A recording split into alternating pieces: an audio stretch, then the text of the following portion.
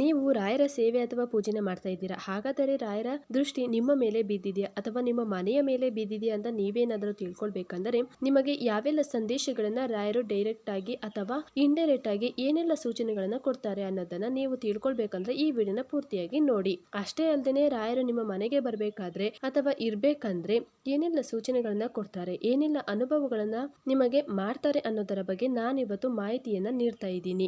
ರಾಯರು ಪೂಜೆನ ಮಾಡ್ತಾ ಇದ್ದೀವಿ ಅಂದ್ರೆ ಪ್ರತಿಯೊಬ್ಬರಿಗೂ ಏನೇನೋ ಆಸೆ ಇರುತ್ತೆ. ಅಂದ್ರೆ ರಾಯರು ನಮ್ಮ ಜೊತೆ ಇರ್ಬೇಕಪ್ಪ, ನಾನು ಕರೆದಾಗೆಲ್ಲ ರಾಯರು ನನಗೆ ಸ್ಪಂದನೆ ಕೊಡಬೇಕು ಅಥವಾ ನನಗೆ ಯಾವುದಾದರೂ ನನ್ನ ಕಷ್ಟಗಳಿಗೆ ಸೂಚನೆಯನ್ನ ತೋರಿಸ್ಬೇಕು, ಮಾರ್ಗದರ್ಶನವನ್ನು ನೀಡಬೇಕು ಅನ್ನೋದೇ ಅಲ್ವಾ ಎಲ್ಲರಿಗೂ ತುಂಬಾ ಆಸೆ ಇರುತ್ತೆ. ಅದರಲ್ಲೂ ರಾಯರ ದರ್ಶನ ನಾನು ಪಡ್ಕೊಳ್ಬೇಕು, ನನ್ನ ಕನಸಿನಲ್ಲಿ ಬರಬೇಕು ಅಥವಾ ನನಗೆ ಹೂಪ್ರಸಾದ ಕೊಡಬೇಕು, ಅವರು ನನ್ನ ಜೊತೆ ಮಾತಾಡಬೇಕು ಅಥವಾ ನನಗೆ ಯಾವುದಾದ್ರೂ ಒಂದು ಸೂಚನೆಗಳನ್ನ ಅವರು ಕೊಡ್ತಾ ಹೋಗ್ಬೇಕು, ನನ್ನ ಭಕ್ತಿಗೆ ಸ್ಪಂದಿಸುತ್ತಾ ಹೋಗ್ಬೇಕು ಅನ್ನೋದೇ ಎಲ್ಲರಿಗೂ ತುಂಬಾ ಅಂದ್ರೆ ತುಂಬಾನೇ ಆಸೆ ಇದ್ದೇ ಇರುತ್ತೆ ಪ್ರತಿಯೊಬ್ಬರಿಗೂ. ಯಾರೆಲ್ಲ ರಾಯರ ಪೂಜೆ ಮಾಡ್ತಾ ಇದ್ದೀರಾ ಅವರಿಗೆ ಹಾಗಾದ್ರೆ ರಾಯರು ನಮ್ಮ ಮನೆಯಲ್ಲಿ ಇದ್ದಾರಾ ಅಥವಾ ರಾಯರು ನಾವು ಪೂಜೆ ಮಾಡ್ತಾ ಇದ್ದೀವಿ ರಾಯರು ನಮ್ಮ ಮನೆಗೆ ಬರ್ತಾರಾ, ರಾಯರು ನಮ್ಮ ಜೊತೆಯಲ್ಲಿ ಇದ್ದಾರೆ, ನಮ್ಮನ್ನ ರಾಯರು ನೋಡ್ತಾ ಇದ್ದಾರಾ, ನಮ್ಮ ಮನೆಯಲ್ಲಿ ನಾವು ಹೇಗೆಲ್ಲ ಇದ್ದೀವಿ, ನಮ್ಮ ಜೀವನದಲ್ಲಿ ಏನೆಲ್ಲ ನಡೀತಿದೆ, ಯಾವೆಲ್ಲ ಘಟನೆಗಳಿಂದ ನಾವು ಕೊರಗುತ್ತಾ ಇದ್ದೀವಿ, ಯಾವೆಲ್ಲ ಸಮಸ್ಯೆಗಳಿಗೆ ನಾವು ಸಿಲುಕ್ತಾ ಹೋಗ್ತಾ ಇದೀವಿ ಅಂತ ರಾಯರು ನಮ್ಮನ್ನ ನೋಡ್ತಾ ಇದ್ದಾರಾ ಅಂತ ಕೆಲವೊಂದು ಸರಿ ಪ್ರಶ್ನೆನ ಹುಟ್ಕೊಳ್ಳುತ್ತೆ ಪ್ರತಿಯೊಬ್ಬರಿಗೂ ಕೂಡ. ಯಾಕಂದ್ರೆ ನಾನು ಇಷ್ಟೆಲ್ಲ ಪೂಜೆ ಮಾಡ್ತಾ ಇದ್ದೀನಿ ಆದ್ರೂ ಕೂಡ ರಾಯರು ನನಗೆ ಯಾವುದೇ ರೀತಿ ದಾರಿನ ತೋರಿಸ್ತಾ ಇಲ್ಲ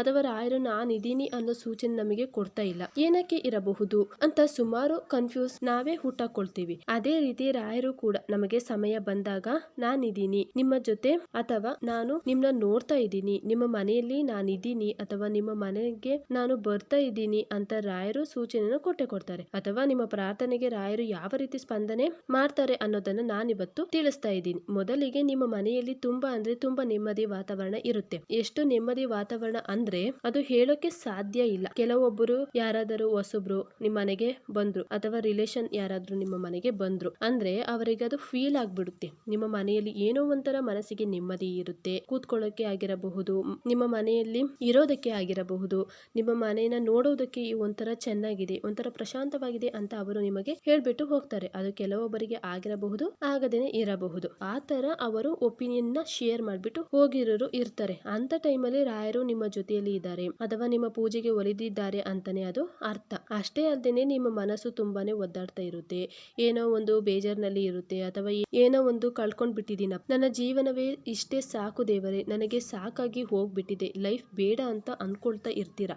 ಅಂತ ಟೈಮಲ್ಲಿ ನಿಮ್ಮ ಮನಸ್ಸಿಗೆ ತುಂಬಾ ಅಂದ್ರೆ ತುಂಬಾ ಗಟ್ಟಿಯಾಗಿ ಮಾಡ್ಬಿಡ್ತಾರೆ ಅಥವಾ ಖುಷಿ ಆನಂದ ಕೊಟ್ಬಿಡ್ತಾರೆ. ಯಾವುದೋ ಎಂತ ಸಮಸ್ಯೆ ಬಂದ್ರು ಎದುರಿಸ್ತೀನಪ್ಪ, ಇದೇನು ಇಲ್ಲ, ಇದಕ್ಕೆ ದಾರಿ ಇದೆ, ಪರಿಹಾರನೂ ಇದೆ, ನಾನು ಮಾಡೇ ಮಾಡ್ತೀನಿ ಅಂತ ನಿಮಗೆ ಧೈರ್ಯನ ತುಂಬುವಂತದ್ದು. ಮತ್ತೆ ನೀವು ಪೂಜೆ ಮಾಡ್ತಾ ಇರ್ಬೇಕಾದ್ರೆ ನಿಮಗೆ ಗೊತ್ತಿರಲ್ಲ, ನಿಮ್ಮ ಕಣ್ಣಲ್ಲಿ ನೀರ್ ಬರುವಂತದ್ದು, ಭಕ್ತಿ ಜಾಸ್ತಿ ಆಗಿ ಬರುತ್ತೆ ಅಂತ ಕೆಲವೊಬ್ರು ಹೇಳ್ತಾರೆ. ಅದು ನಮಗೆ ಕಂಟ್ರೋಲ್ ಆಗದೇನೆ ಏನಾದ್ರೂ ನಾವು ನಾರ್ಮಲ್ ಆಗಿ ಕೇಳ್ತಾ ಇರ್ತೀವಿ ಅಂತ ಟೈಮಲ್ಲೂ ಕಣ್ಣಲ್ಲಿ ನೀರು ತುಂಬಿಕೊಂಡು ಬಿಡುತ್ತೆ. ಅದೇನಂತ ಇದುವರೆಗೂ ನನಗೂ ಅದು ರೀಸನ್ ಗೊತ್ತಿಲ್ಲ. ಆ ತರ ಅನುಭವ ಆಗುವಂತದ್ದು. ಮತ್ತೆ ನೀವು ಪೂಜೆ ಮಾಡ್ದೇನೆ ಹೋಗ್ಲಿ, ನೀವು ದೇವರ ಮನೆ ಕಡೆ ಹೋಗಿ, ನೀವು ಯಾವ ದೇವರನ್ನ ಇಟ್ಟಿರ್ತಾರೋ ಆ ದೇವರ ಕಡೆ ಹೋದ್ರೂ ಕೂಡ ಒಂಥರ ಏನೋ ಒಂದು ಸುಗಂಧ ವಾಸನೆ ಇರುತ್ತೆ, ಪರಿಮಳ ವಾಸನೆ ಇರುತ್ತೆ, ಒಂಥರ ನೆಮ್ಮದಿ ಇರುತ್ತೆ. ನಿಮ್ಮ ಮನೆಯಲ್ಲಿ ಇರುವಂತಹ ದೇವರ ಫೋಟೋನ ನೋಡಿದ ತಕ್ಷಣ ನಿಮ್ಮ ಮನಸ್ಸಿಗೆ ಏನೋ ಒಂದು ಆನಂದ, ಖುಷಿ, ಸಂತೋಷ, ಹೇಳಕ್ಕೆ ಆಗದೆ ಇರುವ ಖುಷಿನ ರಾಯರು ನಿಮಗೆ ಕೊಟ್ಬಿಡುವಂತದ್ದು. ನಿಮಗೇನಾದ್ರೂ ಒಂದು ಒಳ್ಳೆಯ ಸಮಯ ಬಂತು ಅಥವಾ ರಾಯರು ನಿನ್ನ ಜೊತೆ ನಿಂತಿದ್ದೀನಿ ಅಂತ ತೋರಿಸ್ಬೇಕಂದ್ರೆ ನಿಮ್ಮ ಮನೆ ಮುಂದೆ ಇದ್ದಕ್ಕಿದ್ದಂತೆ ಹಸು ಬರುವಂತದ್ದು ಅಥವಾ ಬೇರೆ ರೀತಿ ಪ್ರಾಣಿಗಳು ಬರುವಂತದ್ದು ಅಥವಾ ಸನ್ಯಾಸಿಗಳು ಬರುವಂತದ್ದು, ನಿಮಗೆ ಈ ತರ ಅನುಭವಗಳು ಆಗೇ ಇರಲ್ಲ ಯಾವತ್ತೂ ಕೂಡ ಲೈಫ್ ಅಲ್ಲಿ. ಆ ತರ ಅನುಭವಗಳನ್ನ ತುಂಬುವಂತದ್ದು ಅಥವಾ ನಿಮ್ಮ ಮನಸ್ಸಿನಲ್ಲಿ ಹೇಳುವಂತದ್ದು, ಈ ಸಮಸ್ಯೆಗೆ ಪರಿಹಾರ ಸಿಕ್ಕಿದೆ, ನನ್ನ ಲೈಫ್ ಇದೇ ತರ ನಡೆಯುತ್ತೆ, ಇಲ್ಲ ಇದೇ ತರ ನಡೆಯಲ್ಲ, ಈ ತರ ಆಗುತ್ತೆ ನನ್ನ ಜೀವನದಲ್ಲಿ ಮುಂದಕ್ಕೆ ಅಂತ ನಿಮಗೆ ಅಂದ್ರೆ ನಾರ್ಮಲ್ ಆಗಿ ಹೇಳ್ಬೇಕು ಅಂದ್ರೆ ಅದನ್ನ ಸಿಕ್ಸ್ ಸೆನ್ಸ್ ಅಂತ ಹೇಳ್ತಾರಲ್ವಾ, ಆ ತರ ಅನ್ಕೊಳ್ತಾ ಇರ್ತೀವಿ. ಅಥವಾ ಸುಮ್ನೆ ಕೋ ಇನ್ಸಿಡೆಂಟ್ ಹಂಗೆ ಆಗೋಯ್ತಪ್ಪ, ನಾನು ಅನ್ಕೊಂಡಿದ ತಕ್ಷಣ ಎಲ್ಲ ಆಗ್ಬಿಡುತ್ತೆ ಅಂತ ಒಂದೊಂದ್ ಟೈಮ್ ಅನ್ಸುತ್ತೆ. ಬಟ್ ಅದೆಲ್ಲ ನಾವು ಅನ್ಕೊಂಡಿದ ತಕ್ಷಣ ಹಾಗೆ ಆಗುತ್ತೆ. ಎಲ್ಲ ಟೈಮ್ ನಲ್ಲೂ ಕೂಡ ನಾವು ಅನ್ಕೊಳ್ಳುವಂತಹ ಟೈಮ್ ಆಗಿರಬಹುದು, ಗಳಿಗೆ ಆಗಿರಬಹುದು, ಅದು ಕಾಲ ಕೂಡಿ ಬಂದಿರಬೇಕು. ಕೆಲವೊಂದು ಆಗದೇನೆ ಇರಬಹುದು, ಬಟ್ ಆಗ ಆಗುವಂತಹ ಹಲವಾರು ವಿಷಯಗಳಿವೆ ಅಲ್ವಾ. ಅದರಿಂದ ನಿಮ್ಮ ಮನಸ್ಸಿಗೆ ಆಗಿರಬಹುದು, ನಿಮ್ಮ ಮೈಂಡ್ ಅಲ್ಲಿ ಆಗಿರಬಹುದು, ಈ ಸಮಸ್ಯೆ ನಿಜ, ಇನ್ ಸ್ವಲ್ಪ ದಿನದಲ್ಲಿ ಪರಿಹಾರ ಸಿಗುತ್ತೆ, ನಾನು ಇದೇ ದಾರಿಯಲ್ಲಿ ಹೋಗ್ಬೇಕು ಅಂತ ನಿಮಗೆ ಎಲ್ಲೂ ಅನ್ಸ್ಬಿಡುತ್ತೆ. ಒಂದೊಂದು ಟೈಮ್ ಅನ್ಸುತ್ತೆ ಈ ತರ ಯೋಚನೆ ನನಗೆ ಮೊದಲೇ ಯಾಕೆ ಬರಲಿಲ್ಲ, ಯೋಚನೆ ಮಾಡಿಲ್ವಲ್ಲ ಈ ರೀತಿಯಾಗಿ ಅಂತ ಹಲವಾರು ಪ್ರಶ್ನೆಗಳು ಹುಟ್ಕೊಳ್ಳುತ್ತೆ. ಬಟ್ ನೀವು ಯಾವಾಗ ರಾಯರಲ್ಲಿ ಕೇಳ್ತೀರಾ ಅಥವಾ ರಾಯರನ್ನ ಪೂಜೆ ಮಾಡ್ತೀರಾ, ರಾಯರು ಆವಾಗ ನಿಮಗೆ ಆ ದಾರಿನ ತೋರಿಸ್ತಾರೆ, ಆ ಮಾರ್ಗದರ್ಶನವನ್ನ ಕೊಡ್ತಾರೆ. ಅದ್ ನಿಮಗೆ ನಿಮ್ಮ ಸಮಸ್ಯೆಗೆ ಮಾರ್ಗದರ್ಶನ ನೀಡುವಂತದ್ದು. ನೀವೇ ದಾರಿಯಲ್ಲಿ ಹೋಗೋ ಹಾಗೆ ಅವರು ಮಾರ್ಗದರ್ಶನವನ್ನ ನೀಡ್ತಾರೆ ಹೊರತು ಅವರೇ ಡೈರೆಕ್ಟ್ ಆಗಿ ಬಂದು ಇದೇ ದಾರಿಯಲ್ಲಿ ಹೋಗ್ಬೇಕು ಅಂತ ಹೇಳುವುದಿಲ್ಲ. ಆದಷ್ಟು ಪರೋಕ್ಷವಾಗಿನೇ ಅವರು ನಿಮಗೆ ಉತ್ತರನ ಕೊಡುವಂತದ್ದು. ರಾಯರು ಅಷ್ಟೇ ಅಲ್ಲದೆ ನಿಮ್ಮ ಕನಸಿನಲ್ಲಿ ಕಾಣಿಸಿಕೊಳ್ಳುವಂತದ್ದು, ಹಲವಾರು ರೂಪದಲ್ಲಿ ಕಾಣಿಸ್ಕೊಳ್ಬಹುದು. ನಿಮಗೆ ಮುಖನೇ ಕಾಣಲ್ಲ, ಕೆಲವೊಬ್ಬರಿಗೆ ಧ್ವನಿ ಕೇಳಿಸುವಂತದ್ದು, ಈ ತರ ನೀನು ಮಾಡು, ಈ ತರ ನೀನು ಇರು ಧ್ವನಿ ಕೇಳಿಸುವಂತದ್ದು. ಅದು ನಿಮಗೆ ಆಶ್ಚರ್ಯ ಅನ್ಸುತ್ತೆ, ಕನಸು ನಿಜನ ಸುಳ್ಳು ಅಂತ ಕೆಲವೊಂದು ಸಾರಿ ನಿಮಗೆ ಅನ್ಸುತ್ತೆ. ಆ ತರ ಎಲ್ಲ ಅನುಭವಗಳು ಸಾವಿರಾರು ಆಗುತ್ತೆ. ಕೆಲವೊಬ್ಬರಿಗೆ ಇನ್ನ ಬೇರೆ ರೀತಿ ಆಗಿರಬಹುದು, ಯಾವುದೇ ಆಗಿರಬಹುದು. ನಿಮ್ಮ ಪರ್ಸನಲ್ ಅನುಭವಕ್ಕೆ ಅದು ವ್ಯಾಲ್ಯೂ ಜಾಸ್ತಿ ಅಂತ ಹೇಳ್ಬಹುದು. ನಿಮ್ಮ ಪರ್ಸನಲ್ ಆಗಿ ಏನೆಲ್ಲ ಅನುಭವಗಳಾಗಿದೆ ಅದನ್ನ ಸ್ವಲ್ಪ ನೀವು ನೆನ್ಪು ಮಾಡ್ಕೊಳ್ಳಿ. ಈ ಟೈಮಿಗೆ ನಮಗೆ ಅದಕ್ಕೆ ಉತ್ತರ ಸಿಕ್ಕಿದೆ ಇರಬಹುದು ನಿಮ್ಮ ಕಷ್ಟಕ್ಕೆ.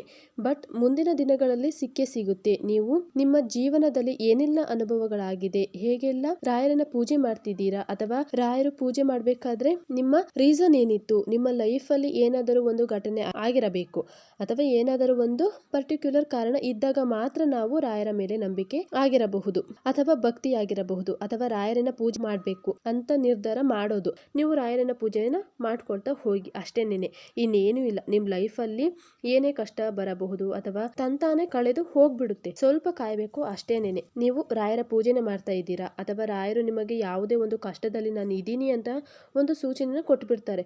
ಬಟ್ ರಾಯರ ದೃಷ್ಟಿ ನಿಮ್ಮ ಮೇಲೆ ಇದೆಯಾ ಅಥವಾ ನಿಮ್ಮ ಮನೆಯ ಮೇಲೆ ಇದೆಯಾ ಅಂತ ಹೇಗೆ ತಿಳ್ಕೊಳ್ಬೇಕು ಅಂತಂದ್ರೆ, ರಾಯರದು ಯಾವಾಗಲೂ ಕರುಣಾ ದೃಷ್ಟಿನೇ ಎಲ್ಲರ ಮೇಲೂ ಇರುತ್ತೆ. ಬಟ್ ಅದು ನಮ್ಮ ದೃಢ ನಂಬಿಕೆಯಿಂದ ಮಾತ್ರನೇ ಸಾಧ್ಯ. ರಾಯರು ನಮ್ಮ ಮೇಲೆ ಕರುಣೆ ತೋರಿಸ್ತಾರೆ, ಅನುಕಂಪ ತೋರಿಸ್ತಾರೆ. ನಾವು ಯಾವುದೇ ಒಂದು ಕಷ್ಟ ಆಗಿರಬಹುದು, ರಾಯರ ಹತ್ರ ಕೇಳಿ ಅವರ ಪಾದನ ಇಳಿತು ಅಂದ್ರೆ ಅವರು ನಮ್ಮ ಕೈಯಂತೂ ಬಿಡೋದೇ ಇಲ್ಲ, ಸಾಧ್ಯನೇ ಇಲ್ಲ. ಅಷ್ಟು ಕರುಣಾಮಹಿ ಅಂತಾನೆ ಹೇಳ್ತಾರಲ್ವಾ ರಾಯರನ್ನ. ಅದರಿಂದಾಗಿ ಕರುಣೆನ ಇಟ್ಟು ನಮ್ಮನ್ನ ಕಾಪಾಡ್ತಾರೆ. ರಾಯರು ನಮ್ಮ ರಕ್ಷಣೆ ಮಾಡ್ತಾರೆ, ನಮ್ಮ ಕಷ್ಟಕ್ಕೆ ಮಾರ್ಗದರ್ಶನವನ್ನ ನೀಡ್ತಾರೆ.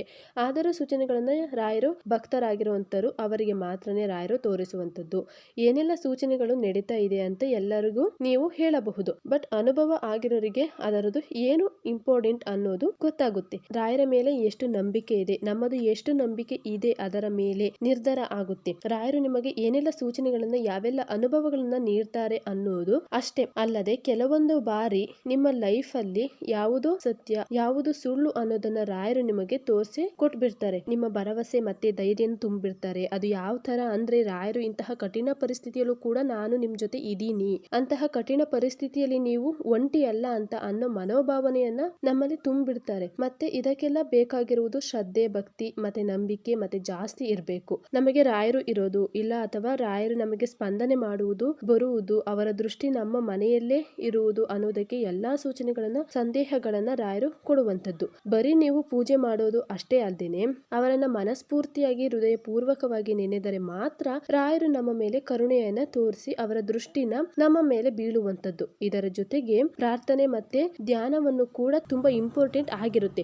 ಪ್ರತಿದಿನ ರಾಯರು ಸೂತ್ರನ ಮಂತ್ರನ ಪಠನೆ ಮಾಡಿದ್ರು ಕೂಡ ರಾಯರು ಬೇಗ ನಮಗೆ ಒಲಿತಾರೆ ಅಂತಾನೆ ಹೇಳ್ಬೋದು. ಮತ್ತೆ ಸತ್ಕಾರ್ಯಗಳನ್ನ ಮಾಡುವುದು, ದಾನಗಳು ಸೇವೆಗಳನ್ನ ಮಾಡೋದ್ರಿಂದನೂ ಕೂಡ ನಮಗೆ ಒಳ್ಳೆಯದಾಗುವಂತದ್ದು. ಅಷ್ಟೇ ಅಲ್ಲದೆ ರಾಯರ ಮೇಲೆ ಅಚಲವಾದ ನಂಬಿಕೆ ಇರಬೇಕು, ಸಂಕಲ್ಪ ಮಾಡ್ಕೊಂಡಿರ್ಬೇಕು. ಇದಿಷ್ಟು ಕೆಲಸ ನಾವು ಮಾಡ್ತಾ ಹೋದ್ರೆ ರಾಯರು ದೃಷ್ಟಿ ನಮ್ಮ ಮೇಲೆ ಬೀಳುವಂಥದ್ದು ಮತ್ತೆ ರಾಯರು ನಮಗೆ ಅನುಭವವನ್ನ ನೀಡುವಂಥದ್ದು ಆಗುತ್ತದೆ. ಇನ್ನು ಯಾರೆಲ್ಲ ನನ್ನ ಚಾನಲ್ನ ಸಬ್ಸ್ಕ್ರೈಬ್ ಮಾಡಿಲ್ಲ, ಈ ಕೂಡಲೇ ಸಬ್ಸ್ಕ್ರೈಬ್ ಮಾಡ್ಕೊಳ್ಳಿ.